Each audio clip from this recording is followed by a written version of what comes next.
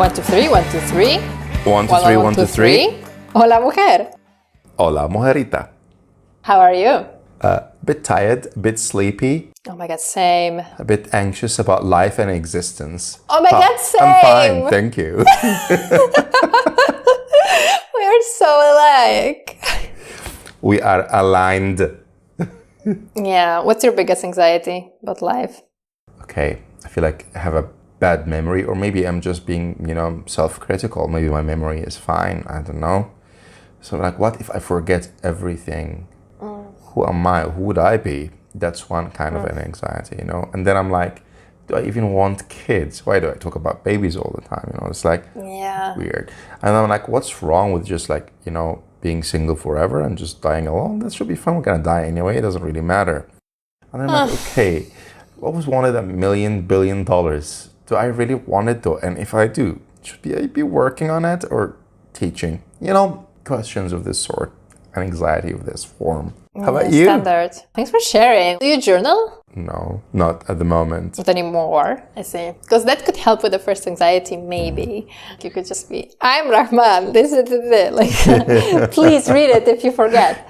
Yeah, I'm also anxious basically about what if I'm wasting my life? What if when I'm 70, I'm going to look back and be like, oh shit, this was a waste. I should have done completely something different with completely someone else in a completely different place. Booyah! No second chance! And I'm also worried that this all is just not important. And that ultimately it doesn't matter. Nothing matters. I'm very scared nothing matters, mujer. Some people believe in reincarnation. So if that were to be true, you would actually have a second and a third and a fourth chance. Not that you believe in it. I just had a great idea. Yeah, what is it?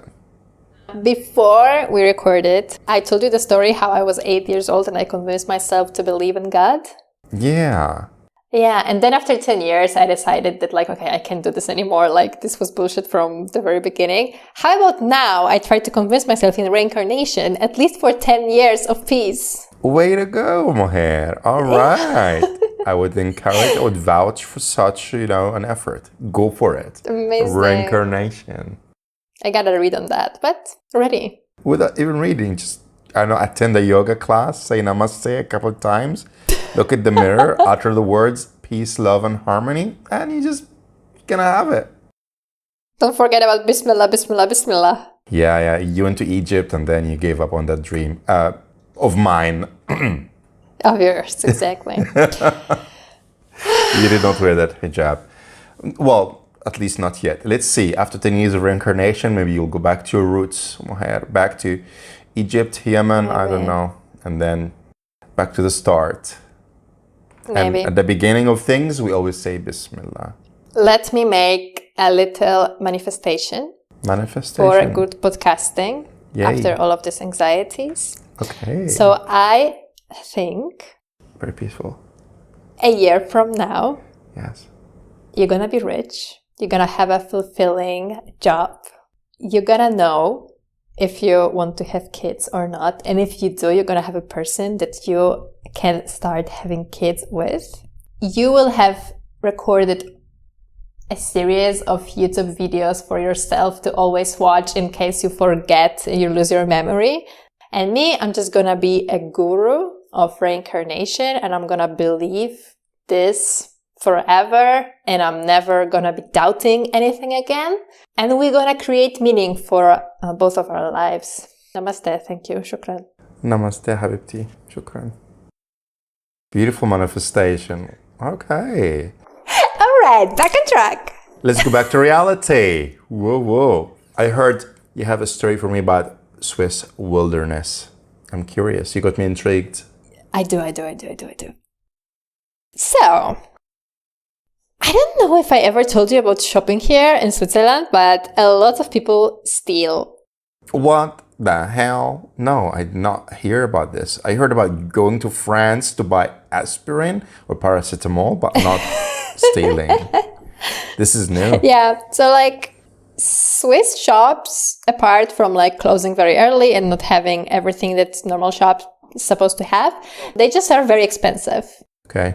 And I know stories from my friends that they steal from time to time when they think that, okay, this is too insanely expensive. No one is going to notice if I just package the bag.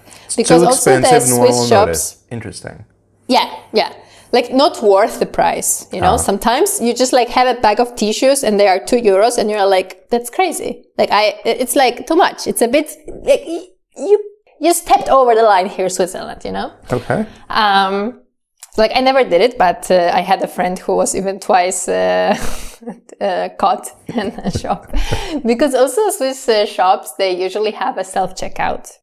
Okay.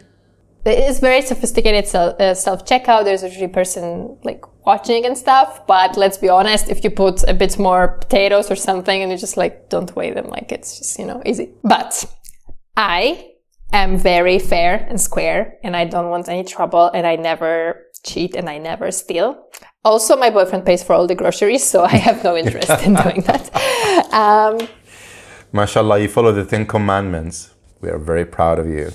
2 weeks ago, we came back from Poland, and even though we bought we did some shopping in Poland, we still needed some necessities. So I went to the shop, I went out, and I just bought like the things that we normally buy to fill up the basics, let's say. It was around, like, it was not many things, but it was, of course, around like 50 francs, I think, 50 euros. And I was scanning everything, like putting it back to the bag and stuff. And they had like new system or something like this. And it said, oh, help needed, like ask employee to come and check you. And I was like, what is happening? Like, are they thinking I'm stealing? And then a person came, started like speaking French. I did perfect with my French. And she was like, oh, what's happening? And I was like, I have no idea. And she said, okay, it's just a checkup. And they are checking every single thing. So she was like scanning, putting it back, like to check if it was good. So it was a lot of things. And then she said, oh, where is the sticker for broccoli? Like, you're supposed to weigh it and then put a sticker. And I'm like, oh, I put all the stickers on the bag of potatoes. Like, let me see. This is like nectarines, bananas. And we're checking. And I realized I did not put the sticker on the broccoli. I didn't weigh it. And then she's thinking I want to steal it. And I'm like, oh no, désolé, no. And I will just put the sticker. And I ran, I waited, I put the sticker, I came back. And I'm like, I'm so sorry. I had no idea. And she's like, okay. But in my mind, I'm thinking, what the fuck is this new system? Like, they never stopped me like this before. And they only did this only time that I forgot a sticker on my fucking broccoli. I think it's like cameras watching, like AI or something like this watching. So that's crazy. That's crazy sophisticated, but okay. I'm like, I'm so sorry. She's like, okay. And pick. And she says, okay, that's all. And I'm like, okay, thank you. So sorry. Bye. I take all the things and I leave. And I go back home and I wonder how much I actually paid, because I normally get the card statement immediately. And I was like, how much was the broccoli and stuff like this? And I want to see how much it was. And I don't have it. And I try to remember the moment of me paying, and I can't remember that. And it occurs that then all the stress, all the panic that I felt that I'm stealing, and they checking every freaking thing, I just took the things when they said it's over, and I just fucking left. You did not pay for any of it. I paid for nothing. And they even double checked the fucking broccoli and everything. And I was just like, okay, thank you. Goodbye. This is hilarious. Oh my God. So I really regretted I didn't take more things, because I was like really in a hurry. I just took like some basics. My God. But yeah. You're a pro, Moher. You confused the system. I'm pro. Such a boss move. It was such a fucking boss move. I was like, oh, you're gonna check me? Yeah, sure. There. Check me all you want. This is so funny. I'm just gonna do me. Wow. So yeah, then for a week I was avoiding this shop.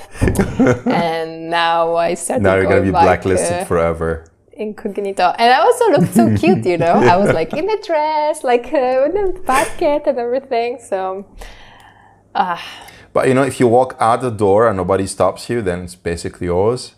Well, that's very morally questionable, though. But like, you know. It's very morally questionable. That's extremely morally questionable.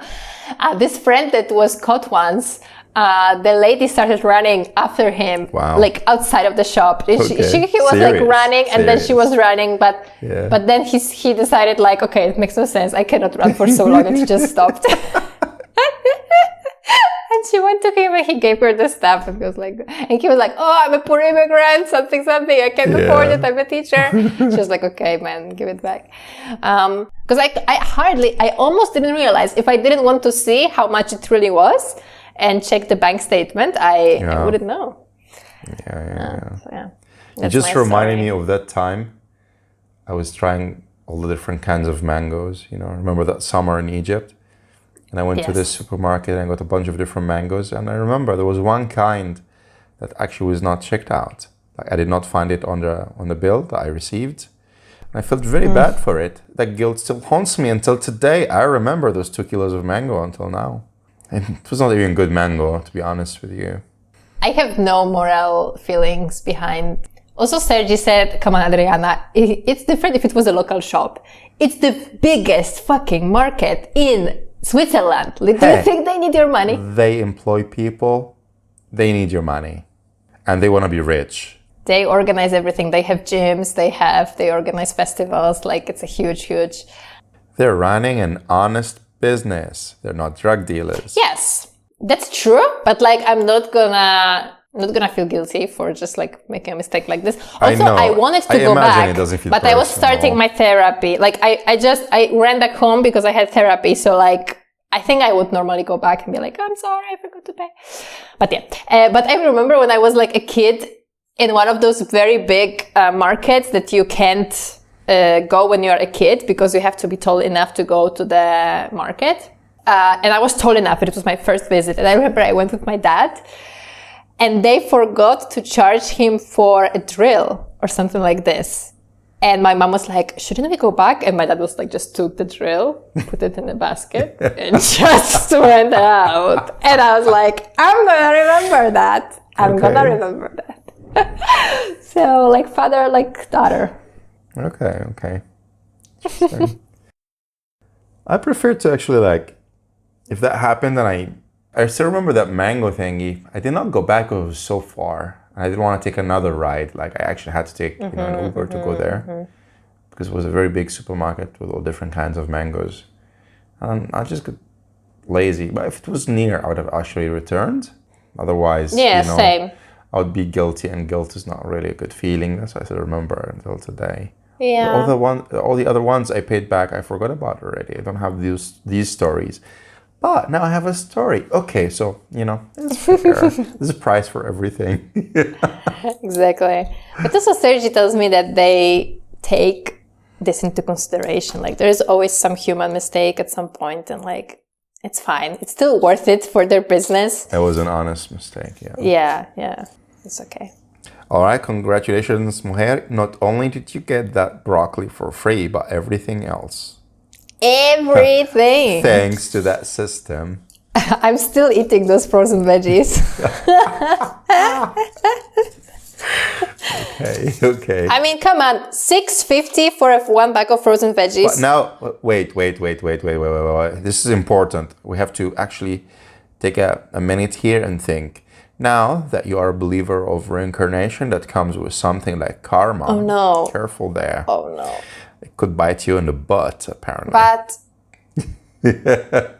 But didn't I make so many good deeds in my life that anything like this is just automatically cancelled? Okay, we have to go find a book about karma because I'm not really very aware of what we're talking about right now. With a list of sins, maybe. Moving on. Okay, I heard you had a typhoon in the city. Yeah, and that's like Asian version of a hurricane. Apparently, if it's like... Is it the Asian version? Atlantic, I think it's basically the same thing like a hurricane, but they have different terms for different oceans. Really? Yeah. So, So if a hurricane is happening in this part of the world, it's called a cyclone or a typhoon. But it's happening in the other part of the world, then it's called a hurricane. So there's actually a hurricane approaching the eastern coast of the States, like today or tomorrow. It's like storm seasons or something. I don't know. Like something is happening, or maybe it always happens.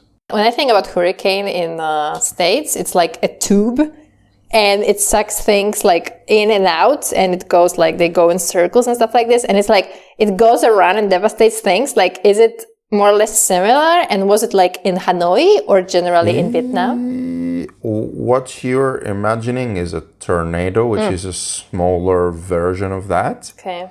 So I think a typhoon or a hurricane is basically a gigantic tornado. And this is exactly what happened here. So like satellite images would actually show you that rotating thing. God. But it's huge. It's huge. So you don't really see it with your own eyes. You know, when you're there, like it's just foggy and rainy and there's dust and like it's not really that thing that you can see moving in front of your eyes and like destroying things. It can like enclose the whole place. Like it's just huge. So I'm going to ask a stupid question now. So if you go out during the typhoon, can you fly? Okay, I think it would depend on the speed of the wind. The one that hit us last weekend the winds were moving at 150 kilometers an hour, which is pretty fast, I think. But I doubt that would make you fly. However, that would make you struggle. Like if you were riding a motorbike, it would be very super, super risky. Like we have videos of people, you basically can't really move your bike and you're falling. It's just too much. Like you have these people who couldn't really move their bikes, and then you have cars on the right, cars on the left, trying to help them move to shield them a little bit from the wind, and they still can barely move, you know? So like a bit of wind at the normal speed can be such a problem when you're riding a motorbike. And then when you have something like that, then it makes it super dangerous and very challenging to just move basically. And how long is such a typhoon? Like how many hours are we talking about? It lasts for a few hours. Like the strong winds, it was not a whole day, just hours. A lot of trees fell, like they were just uprooted, like everywhere in the city. Trees are down and like the authorities are cutting them to clear the roads. Traffic has been slower ever since because, you know, usually the sidewalk would be occupied by pedestrians and vehicles as well. And now it's just occupied with wood, trees. So that has really slowed down the traffic significantly. That has been like the biggest problem, I think. But yeah, it's been also raining so much and now there are floods. So there are like some consequences. Some people died mostly because trees fell on them also. It was not about flying into the air and hitting an airplane or something. No, it was more about something actually falling on your head. So yeah, that's the direct danger. That's where it comes from. Wow. I just stayed home and had no electricity for like 17 hours. So I just slept. Woke up, slept. Woke up, slept again until electricity came. Then I was like, oh, and there was light. Wow. Actually, you slept for so long. I don't know if I'm jealous or feeling guilty for you. I don't know. Yeah, that was normal. I've been very sleepy these days, but I wanted to tell you something now that we talk about sleep.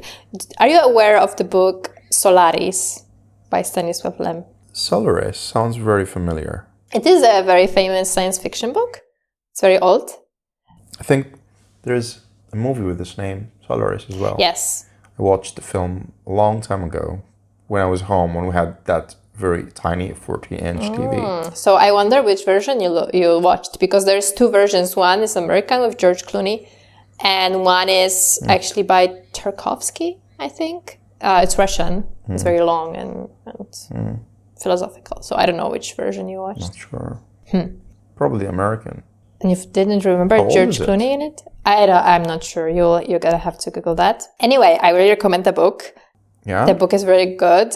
Sergi, my boyfriend, was reading that, and I was asking him what's up after every chapter, and he was just like telling me, and then I would read 1 or 2 pages, and that's the best. I discovered it's the best way to read books. Make someone read it, and then they can summarize it for you, like while they read, so you feel all the emotions, and neither of you knows what's going to happen. So it was really, really good. To an extent that I was very scared. This is actually like a horror, but psychological horror. Nothing scary actually happens, but it's so philosophical and like big and vast, I don't know, and so very, very scary that I was afraid to go to the bathroom alone in the night after reading that. So I really recommend. I think you would like it. It's gonna scare you to death. You should read it. Yeah, totally. All right. Before we go to the main segment of the podcast that I planned for, it's going to be so fun. Yay. I don't know if you remember about the segment that I imposed with the purchase of my new calendar. It has a question for every day. Today, 9/11, I think it's very important we answer a question for this day. And it's not what you expect. It's nothing about terrorism. It's what advice would you give to a second grader?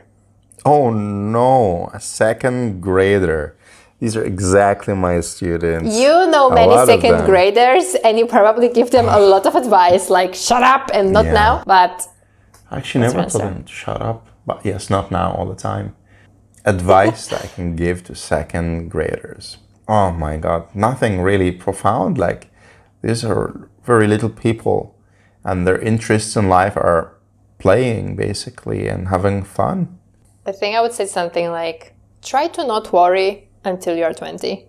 I mean, I want to say it's okay if you do not do the homework, but it really affects their, progress and how much they're learning. I wish I could say it's okay. Listen, we both have to pretend like it's important for you to do your homework, but between you and me, it's really not important. I want to say it's okay if you slept over and came, 1 hour late to school. But like when they come out 1 hour late, they miss so much. And when they do it every day, the effect is just huge. Like I have two kids who always come like an hour late.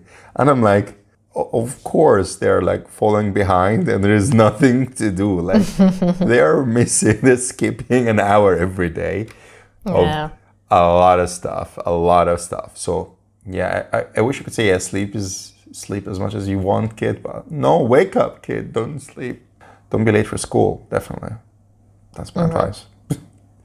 Be in the system. Be one with the system.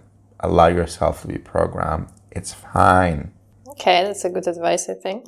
Okay, so our next very fun bit doesn't have a name, but it's basically a game that I prepared for you. I prepared 10 quotes, and you're gonna have to think and decide whether each of them is a quote from Dune by Frank Herbert or from my therapist.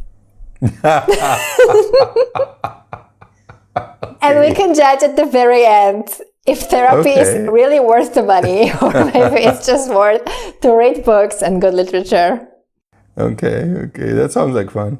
How well do you know Dune? Have you ever read a little bit of it or you don't know anything about the language? I only watched the movies and I think I don't know much about the language used there, no? I'll just guess. Okay, it's good. It's good if you guess. Okay, quote number 1. Go for it. Are you sure you are aware of how much pain you experience? It's a question. Are you sure you are aware of how much pain you experience? Is it therapist or is it Dune? Let me think about this one. Sounds like a Dune thing. So, fiction. Yeah. Let's go for fiction. Wrong! That's what my therapist asked me. But why would she ask you that? Well, apparently maybe I'm not very aware of how much pain I experience. I just go through that. I thought you were aware a lot, big time, of the pain you're experiencing. You're expressive when it comes to it. But maybe that's just a sign that you should also go to therapy. I was like, why would she say that? Yeah, that makes sense. It must be a movie. Okay. All right. I, on purpose, picked Slippery One in both cases. So, so you struggle for a little bit. Okay, quote number 2. It all gets perfect once you get rid of your expectations. Could be anything, anybody, anywhere, really. It's a cliche more than anything. Truisms are true, both for Dune and in therapy, I guess. It all gets perfect once you get rid of your expectations. Okay. I'll go for therapist. Yeah, correct. Ding, ding, ding, ding, ding. Yes. Honestly, I had this idea. I was inspired because my therapist recorded me a meditation. So I can always like come back to it whenever I need to, like my breath and everything. And it just reminded me of the mantra they say to themselves in Dune, like Ben Gesserit, the nuns, I don't know how to call them. They have these mantras that they say to like themselves in moment of need, or like to calm them down or to like put them back on track or something like this. And I was like, wow, that's my Ben Gesserit mantra right here. Maybe I'm spending too much money on this therapy. Okay, this is a bit longer. It is impossible to live in the past, difficult to live in the present, and a waste to live in the future. I would go for the movie, or the book, sorry, Dune. Ding, ding, ding, ding.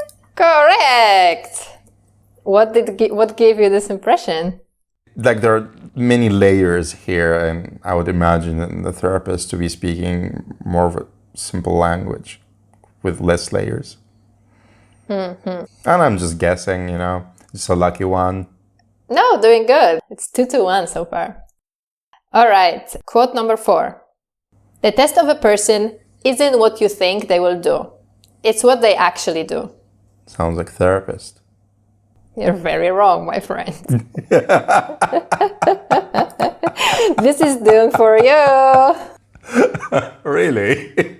Okay. Yeah, don't you think that we undermine science fiction books in our life? Like, I didn't also know until I made this little experiment that they are like such a kind of thing a therapist would tell you. Yeah, it's a treasury of wisdom. Totally. Okay. Quote number 5. Your breath will always be there with you to be your anchor. Dune? No.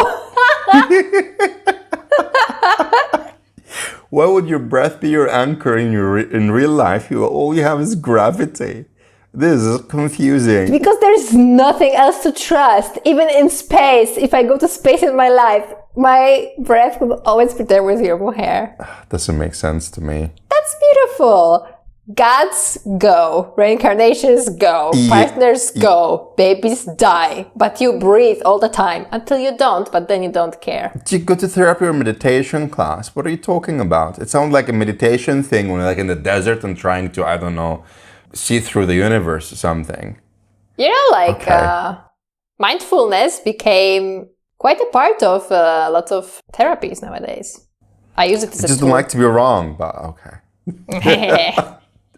Do you meditate, actually? No, obviously. Well, what are you accusing me of? Can you see all that anxiety I have in my life? Meditation. I don't need to worry about that too. I picked it up last week because I stopped for a year or something, and I picked it up. It's not pleasant so far. It's really not cool. Don't recommend. Quote 6. Hope clouds observation. Pope? Clouds observation. You mean the Christian Pope? Hope. Hope clouds observation. Yeah. Sounds like therapist. Totally. But it's Dune!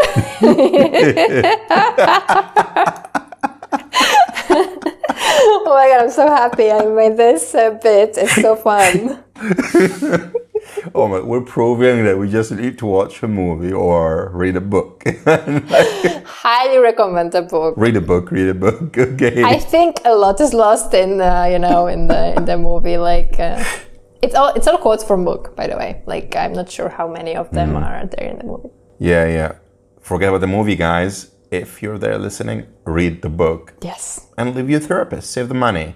Probably only Sergey is listening, and so he already read the book. And Yara, actually, my friend from Russia, she asked me about the podcast the other day. And I was like, it's coming up soon. So someone asked about it. Oh my gosh, Yara! Shout out to Yara. Shout Thank you for being out! Oh, I'm so grateful now. It's so lovely. Okay, quote number 8. We are only 3 away. Wait, we're at 8 already? Yeah. Are you serious? I got like 4 wrong. I'm gonna let you know how many wrong you have. Yes, 4, exactly. And 2 correct. So you're losing so far. Yes. Okay, fingers crossed for you, Habibi. Life is not about happiness. It's about survival. This is the kind of thing I would say. Well, you're either a writer or a therapist. I'll go for Dune. Wrong. This is an actual truth. That's what she said. Why would this therapist is killing the magic, all of it, making it all about survival. So brutal. It's very brutal. Too brutal for I don't approve of her anymore. Thank you. Now I don't feel alone. I approve in the beginning. It's so tough. Like, I'm trying to hold to the dust specks of any special magic out there. And she's like, you know what? Life is not about happiness. You know that, right? And I'm like, what the fuck it's about? And she's like, well, actually it's about survival. Our brains were made like this. You know what? I changed my mind. I like her. Very realistic, very down to earth. She's very, very down to earth. I just did not expect that to be coming from a therapist, to be honest with you. Like in the movies, they look different, they sound different. It's like a hero could say that, right? Like, no, stay and be happy with me. No, life is not about happiness. It's about survival. Okay. All right. I've lost the game. Keep going. Quote number 9. Just playing for honor at this point. It's easier to be terrified by an enemy that you admire. It's too complicated for your therapist. I'll go for Dune. That's correct. Many layers. I think also like enemy, you know, like why would I talk about enemies on my... I mean, I don't have enemies. Everyone loves me because I believe that the world is magic. Okay, the last question. Showing strength is usually a sign of weakness. Therapist. Correct. I see it just warmed up and... Just simple. No layers. That's true. She is very pragmatic, that's true. That's very philosophical. So you got 4 of them correct. Yay! So it means you got... Wait, I think I skipped one. Okay, maybe you skipped one. Let's find out. I have 11, looks like. Okay. Extra bonus. All right. So is it possible that it's going to be a tie after that? So yes, there are 5 wrong and 4 correct. That means 9 questions were asked. But when I'm counting, it's... Oh no, I have 2 left actually. All right, 2. Perfect. There is a chance. Okay. Bring it on. The mystery of life isn't a problem to solve, but a reality to experience. Therapist. No. That's the old Frank Herbert for you. Ay, Habibi, you lost at this point. Yeah, I did. Now 6 wrong. Okay. One last one for the honor then.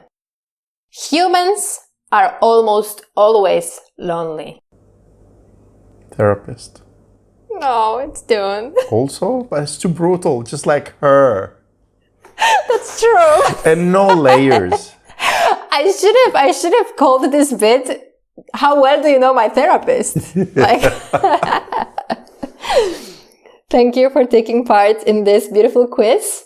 You lost, unfortunately, but... Big time. Gigantically. It just speaks of how well I picked the quotes. It could be coming from anywhere. Yeah. What do you think about my therapy and what do you think about Dune after this little quiz? Pretty much in line with each other. Yes, that's true. Maybe that's why I liked the book so much. A bit depressive. Like, it's life. Yeah, deal with it. Well... Just survive. But it was like, your breath will always be there for you. It all gets perfect once you get rid of expectations.